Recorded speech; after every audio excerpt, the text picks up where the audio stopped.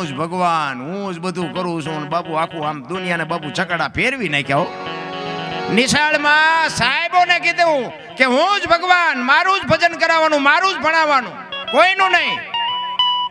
હવે એનો ત્રાસ એટલો તો શિક્ષકોને જ ભણાવવું પડે.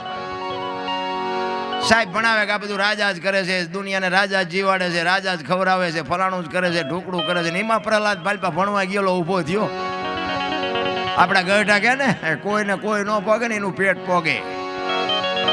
આખી દુનિયામાં ધોકા પસાડતા હોય ને પણ તમારા ઘરે જ પરજા મોળી પાકે, ઈ તમને હેઠું જોર આવે. પ્રહલાદ ઊભો થયો.